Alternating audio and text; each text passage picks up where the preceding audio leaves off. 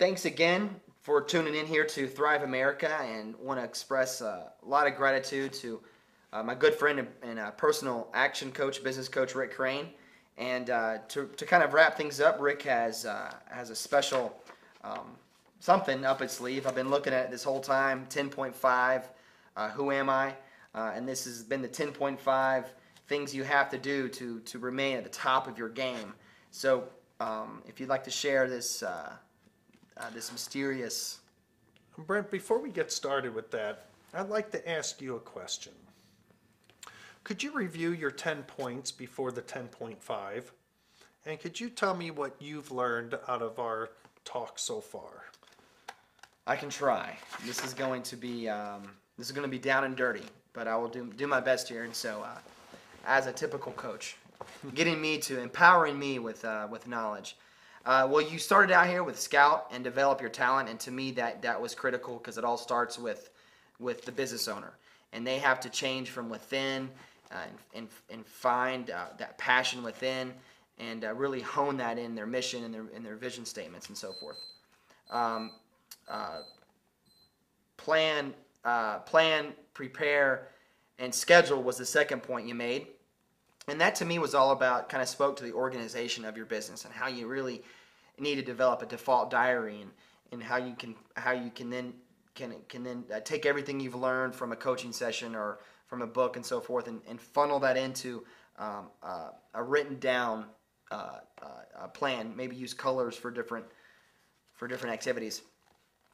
Position with a mission was your third element, and here I think it's really about, to me, why you're in business, and it kind of reflected back to the first point, but it's really about positioning your mission statement and making sure you're living out the passion you articulate. Everywhere you go, there's your mission statement, and everybody that comes into your office, or who gets your emails or gets your invoices for that matter, understands what your mission is.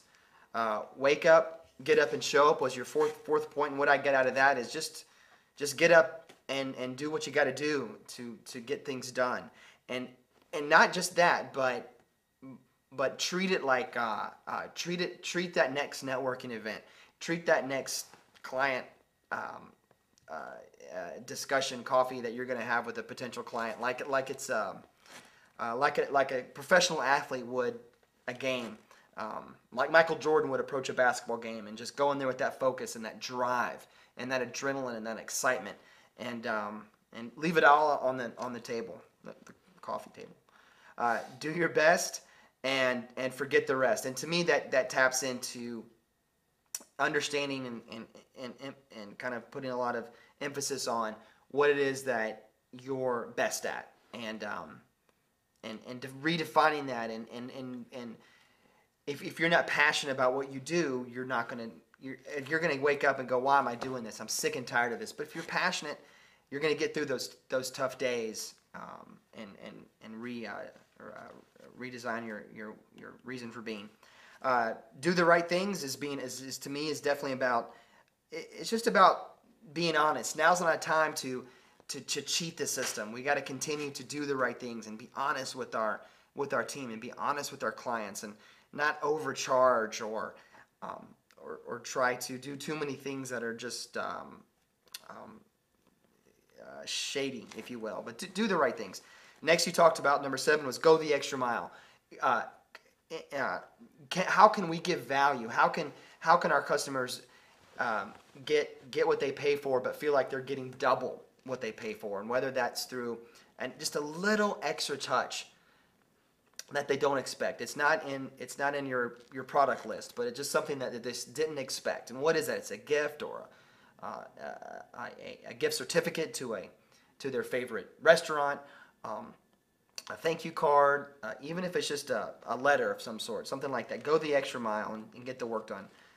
Practice wild empathy was really good. I like that one, because there we talked about what is it your customers are going through, what's their pain points, and surveying your current customer base and thoroughly understanding what their pain points are, and they're going to feel like they deeply understand that you deeply understand them. And then we talked about how that can be a marketing, like a entire marketing campaign for you and your company. Then you talked about never deny help. To me, that talks about my ego, the business owner's ego. And don't try to think that you can do this all yourself. Realize what you're good at, and fine, you're an expert in that. But for even just pretend to not be an expert in the things that you're not good at, and just see what happens, and see what comes your way, and see what kind of people are attracted in. You'll be surprised on how many people want to help you out when you do that. Give to others was something here that you talked about that was very important, because it's just a mentality. And a couple examples that I like that you gave is giving referrals, and then and watch what happens when you give a referral, and that energy that happens, and the trust that will build, and just, it may not happen in a month or 6 months, but a year. It's almost like creating miracles in your company in a very cool way, and it builds your business from a great vantage point. Your last statement here is have a mentor and be coachable. And this doesn't mean that go hire Rick Crain today.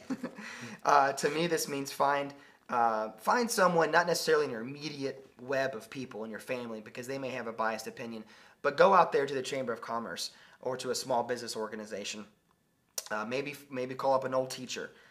Find someone that you value their opinion, and that can meet with you on a regular basis, and just someone to be accountable with, and to kind of keep you on track.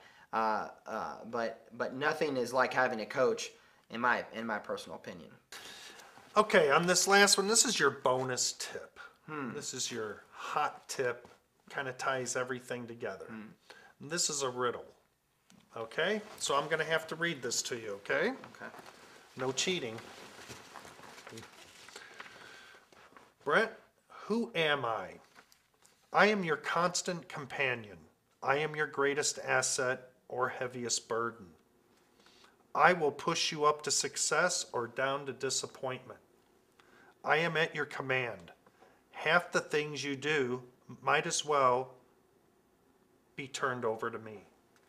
For I can do them quickly, correctly, and profitably. I am easily managed. Just be firm with me. Those who are great, I have made great. Those who are failures, I have made failures. I am not a machine, though I work with the precision of a machine and the intelligence of the person. You can run me for profit, or you can run me for ruin. Show me how you want it done. Educate me, train me, lead me, reward me. And I will then do it automatically. I am your servant. Who am I? I think I got this one. It's your customer. Is that not right? I am a habit. Oh. And the point of this today, Brent, is that every point that we've discussed today may mean and does mean that we need to develop new habits to get new results. Einstein once said, if you keep doing the same things over and over again, expecting different results, it's insanity. Okay? So create new habits. What you fear the most, do them. And success will come your way. Wow. I think we're gonna kind of end there. So thanks so much for tuning in to Thrive America. Please leave a comment. Rick is going to be checking his blog here periodically, and if you have a question for Rick, please leave one, and we'll talk to you soon. See you soon.